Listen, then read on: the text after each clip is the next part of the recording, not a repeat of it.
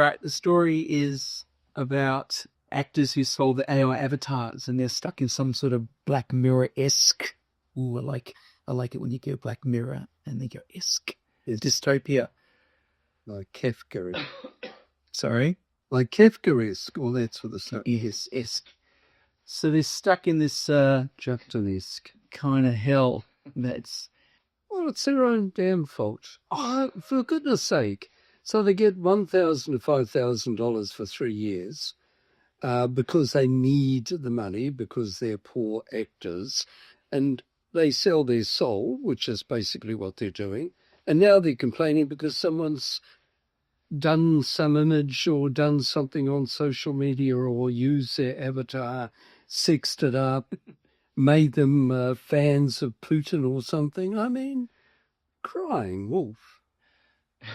There's this coming strong with a harsh face. Look, I think you're kind of right, though.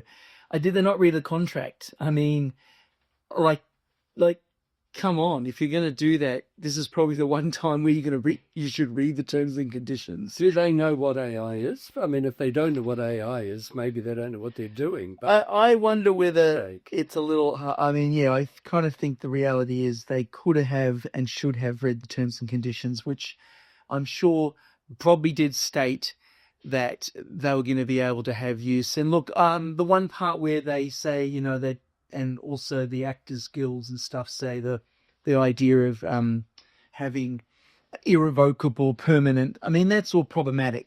And I agree that shouldn't be in a contract. And maybe there needs to be law that stops that kind of things, sort of like they created law in some countries that you can't have 0-day contracts, 0-hour contracts and stuff. But going to your opening, kind words, I think you're right. They kind of signed it up, and now they're kind of upset about it because they're being used like they were said. They were selling their digital presence, selling the soul of their digital presence. Yes, exactly. But what about the wider problem of just entities that are bad actors in this process?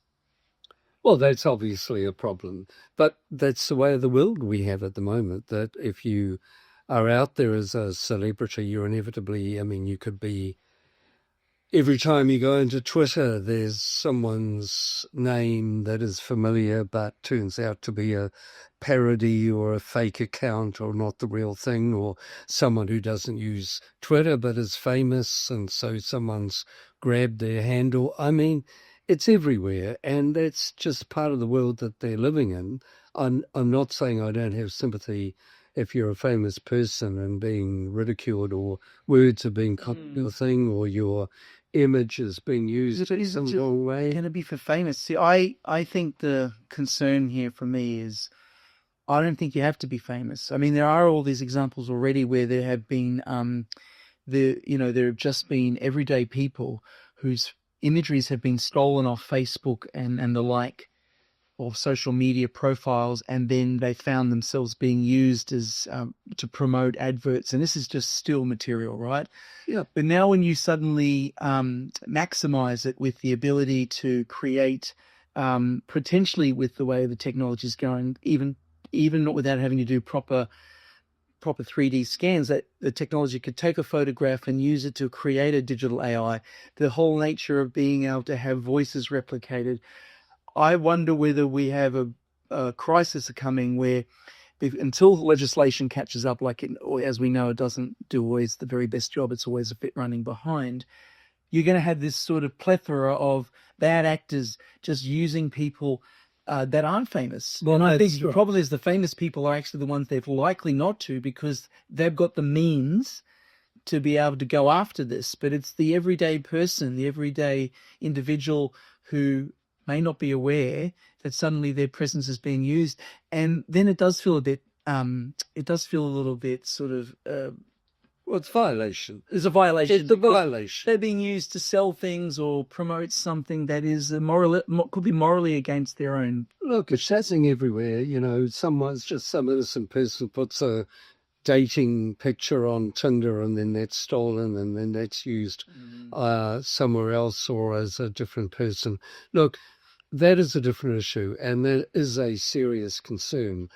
My earlier comments were about to a professional individual. Well, through, I suppose, a professional individual who is obviously involved in some sort of acting agency or whatever, but thinks, oh, for $1,000, here you are, you can do what you like with me. Or, okay, maybe hasn't read the contract or understand what AI is. But I just don't have very much sympathy for these actors, obviously not famous actors, but somewhere in there in the acting community who think this is a way to make a quick Well, I think that's plain. But what you're talking about is a much more serious and wider issue involving not famous actors, but involving all of us who could well have our Facebook picture or whatever state. I think that you're right, though. That is the bigger picture problem. But the initial issue right now is paid actors or professional actors in the field choosing to go down a particular path, and then they reckon they didn't understand it. And I think in that nature, you've just going to have that whole thing where there will be this, the unions and the guilds having to have friction against the the kind of corporations and other businesses that pop up that want to do it, and finding a way to protect everyone, I suppose, in that equation. But you are right. The reality is that is the nature of where things are going. I mean, I actually also am kind of reminded of that movie. Did you ever watch that movie, The Congress? No.